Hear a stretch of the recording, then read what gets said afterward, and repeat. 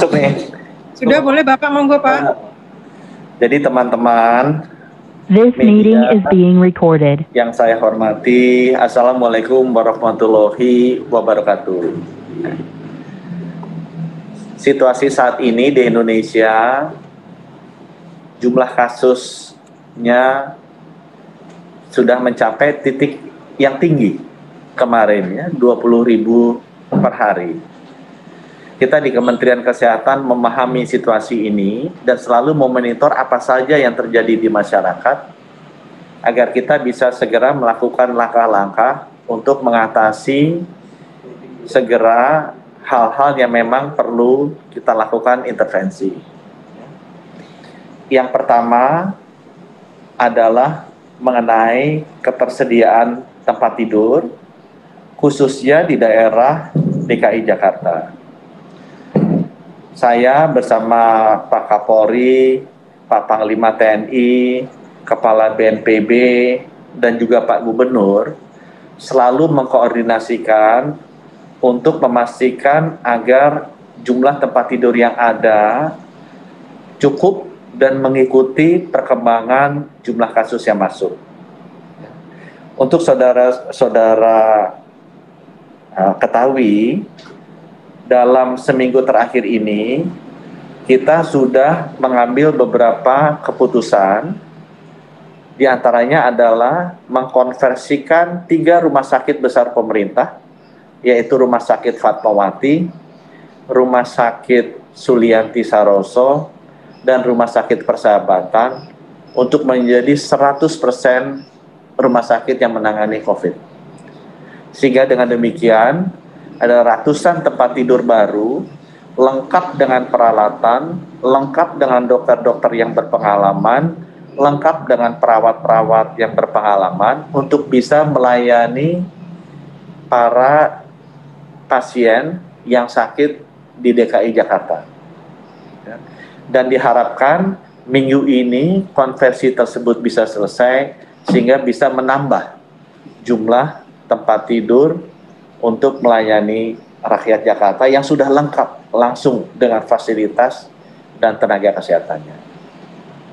Hal kedua yang juga sudah kita lakukan berkoordinasi dengan Pak Gubernur dan Kepala BNPB adalah kita akan mengubah semua kamar IGD, gawat darurat, menjadi kamar isolasi. Sehingga dengan demikian perawatan yang normal bisa dilakukan di sana untuk menampung pasien-pasien yang sudah masuk ke rumah sakit, mendapatkan perawatan seperti di kamar biasa. Sedangkan untuk layanan IGD-nya, kita sudah memutuskan untuk membangun tenda di luar rumah sakit, supaya yang ingin dicek masuknya ke sana, tidak masuk ke ruangan IGD karena ini akan dipakai sebagai tambahan tempat tidur. Ya. Kita berterima kasih karena BNPB sudah sangat membantu untuk menambah tenda-tenda di luar rumah sakit sebagai tempat IGD sehingga kita bisa menggunakan ruang IGD yang ada sebagai tempat isolasi. Hal ketiga yang kita lakukan adalah menambah tempat isolasi, ya, menambah tempat isolasi. Kita tahu bahwa Wisma Atlet yang tadinya ada sekitar 5.994 sudah kita naikkan sampai ke level 7.000. Tapi kemudian karena kasus konfirmasi naik terus, itu pun juga semakin hari semakin penuh. Jadi kita sudah menambah 2 tempat isolasi baru. Satu di Pasar Rumput, satu di Nagrek. Di Nagrek itu ada 4 tower, kita bisa isi sekitar 4.000, ya. Kita akan mulai dengan 2.000 dulu, tapi itu kapasitas maksimalnya bisa 4.000. Sedangkan di Pasar Rumput, kita akan juga menambah kapasitas isolasi sekitar 3.000. Ya. Jadi ada 7.000 tempat tidur isolasi tambahan, atau 2 kali lipat lebih banyak dari sebelumnya yang ada di Wisma Atlet. Rencana kami dengan Kepala BNPB, Panglima TNI, Pak Gubernur, dan Bapak Kapolri adalah memindahkan yang OTG dan ringan ke Nagrek dan Pasar Rumput, sehingga Wisma Atlet yang memang fasilitasnya sudah ada lebih lama, kita bisa upgrade untuk juga bisa menangani yang kondisinya sudah menengah. Ya. Sedangkan yang kondisi berat tetap kita arahkan ke rumah sakit. Dan kita akan memastikan bahwa disiplin pengisian ini bisa dijaga sehingga tidak usah OTG sebenarnya kita bisa rawat either di rumah isolasi mandiri atau isolasi terpusat di Nagrek atau di Pasar Rumput. Dengan demikian kita harapkan bahwa kapasitas layanan kesehatan baik itu yang orang tanpa gejala maupun orang yang dengan gejala ringan, menengah, berat, itu kita bisa atur dengan lebih baik. Bapak Ibu juga mungkin mendengar mengenai isu oksigen. Ya, kami bisa sampaikan di sini bahwa oksigen yang ada tuh cukup. Ya, oksigen yang ada itu cukup. Kita memiliki kapasitas produksi oksigen di Indonesia itu sebagian besar untuk oksigen industri, ya, untuk oksigen industri. 75% itu untuk oksigen industri. Hanya 25% yang untuk oksigen medis. Nah, kami sudah mendapatkan komitmen daripada supplier-supplier oksigen ini bahwa mereka bisa mengalihkan yang kapasitas oksigen buat industri ke oksigen medis. Karena yang kapasitas oksigen industri itu bisa diisi oleh perusahaan-perusahaan oksigen asing lainnya. Jadi ada satu perusahaan oksigen lokal yang memang memproduksi hampir 90% dari oksigen di rumah sakit. Nah, kapasitas perusahaan tersebut itu baru terpakai 25%. Ya, karena yang 75%-nya atau 3 kali lipat lebih besar itu digunakan untuk mensuplai industri. Nah, komitmen dari perusahaan ini adalah 75% ini siap diberikan untuk mensuplai oksigen di rumah sakit. Ya, sehingga dengan demikian kita masih punya room yang cukup. Nah, masalah oksigen ini juga ada masalah mengenai logistiknya. Jadi pabrik oksigen itu ada 4 di Jawa Barat, 1 di Jawa Tengah, 4 di Jawa Timur.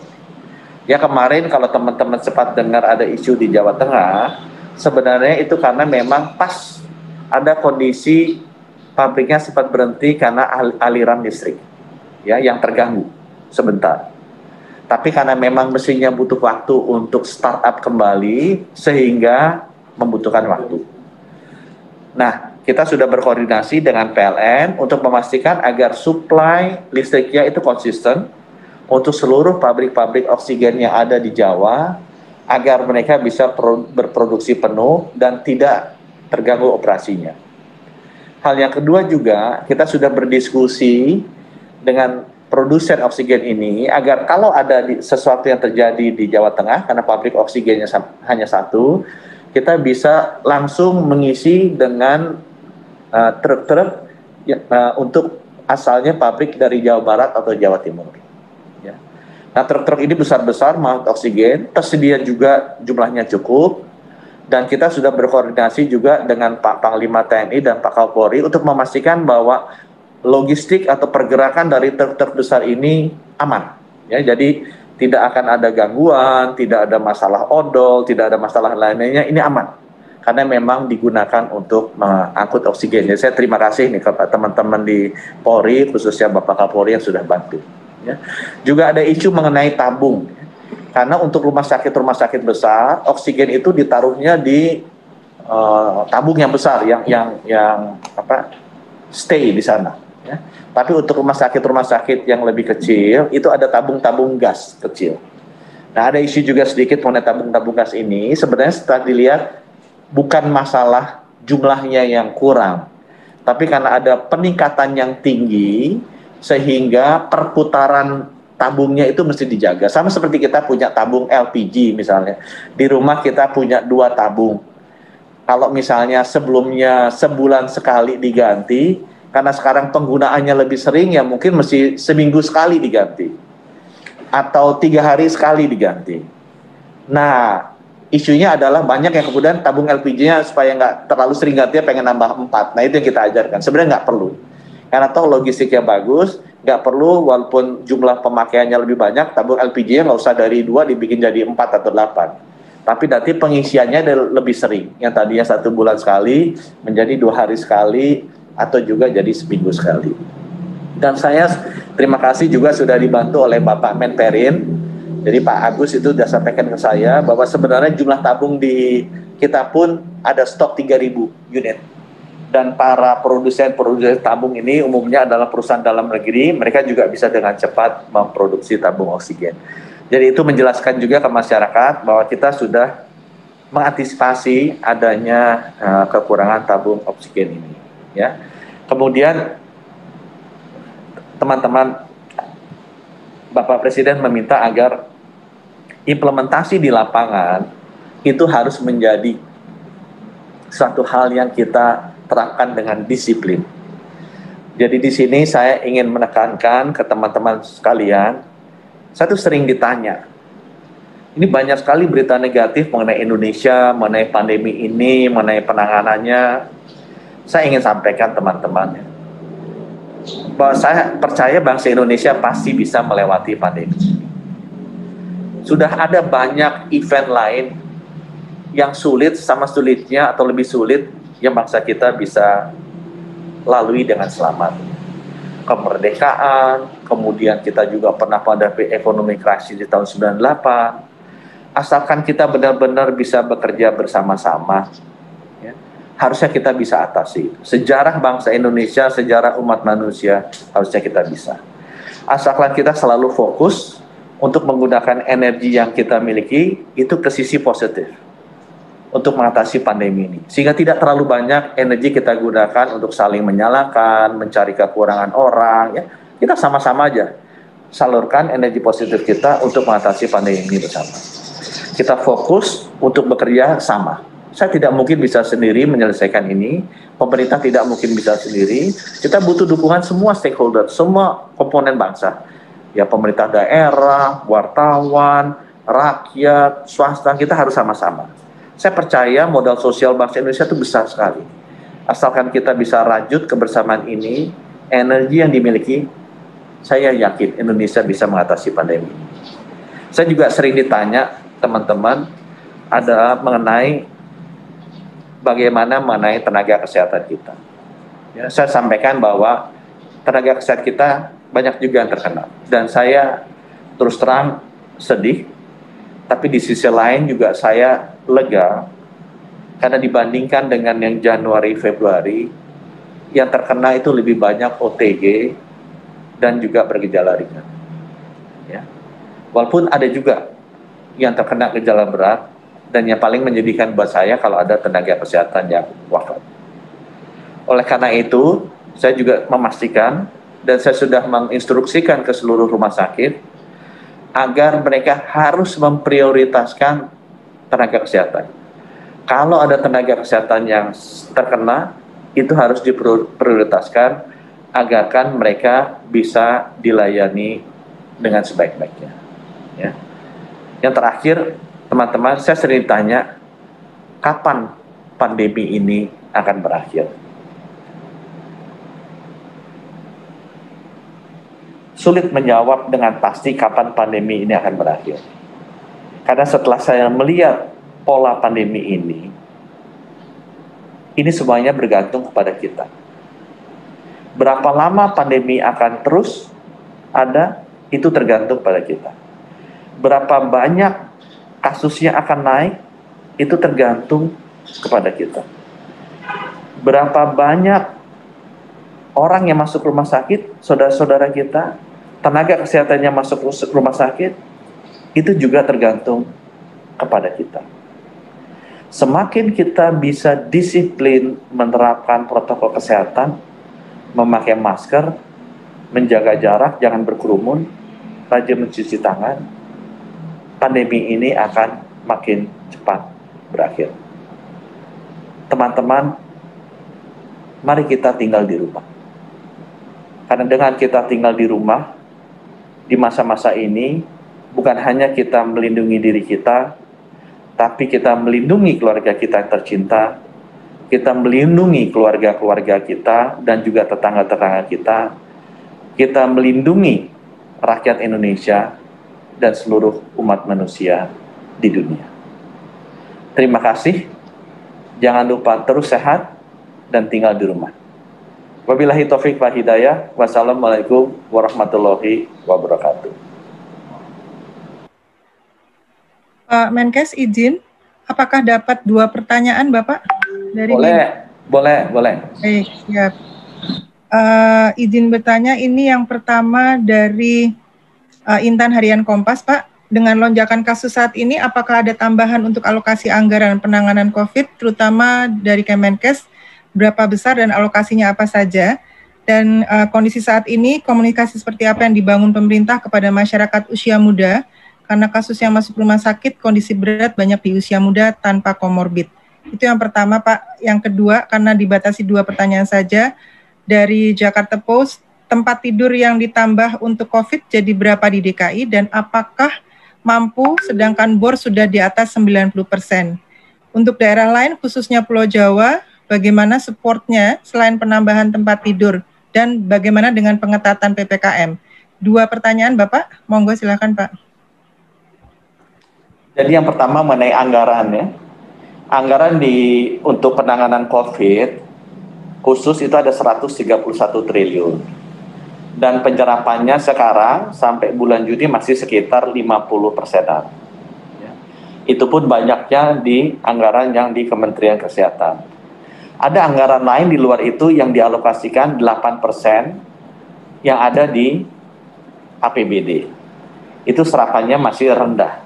Saya tidak ingat angka pasnya, tapi seingat saya masih belasan persen ordernya. Jadi kalau ditanya anggaran, sebenarnya jumlah anggarannya ada.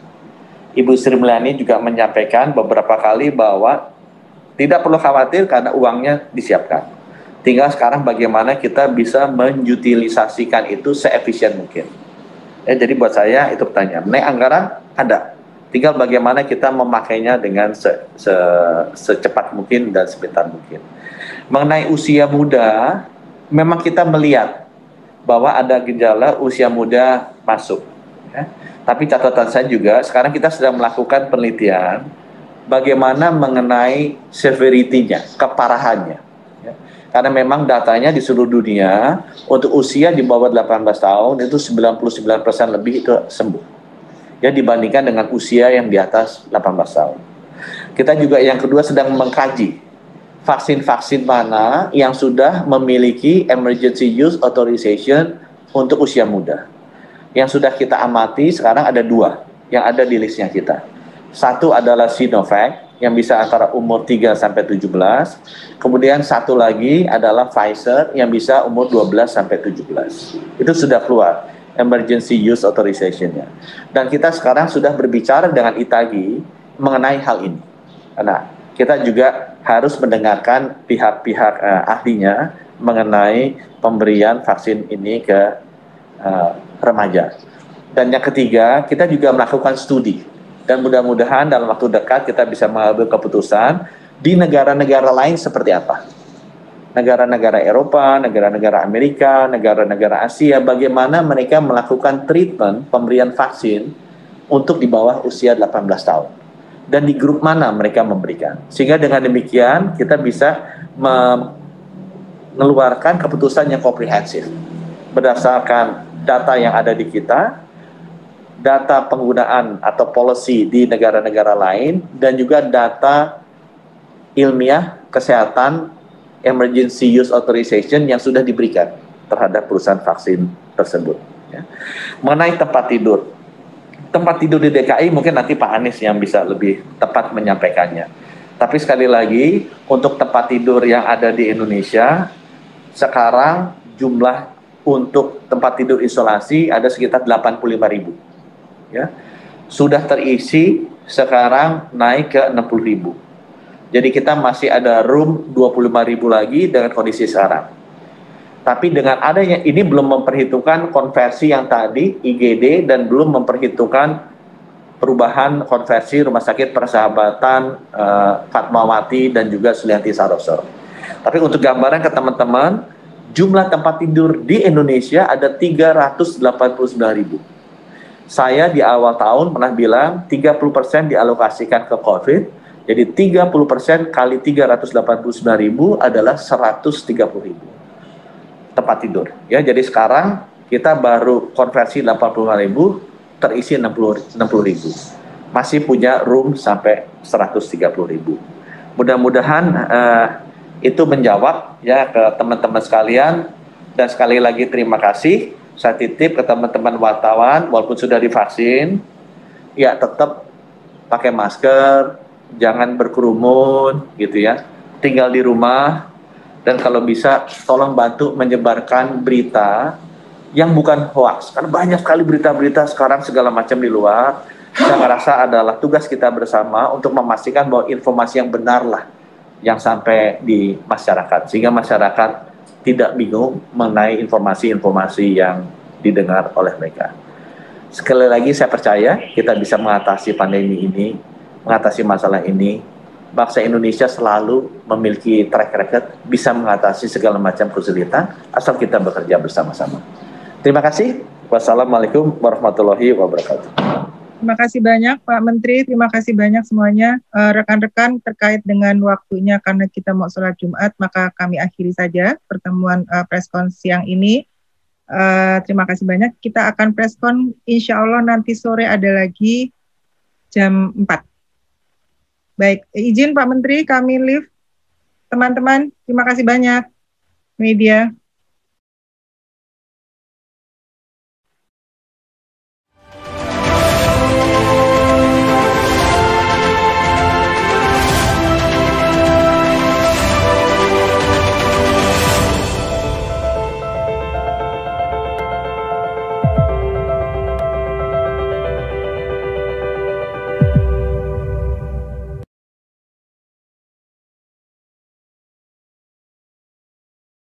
Sekitar 4 bulan setelah kita rilis video mengenai kapan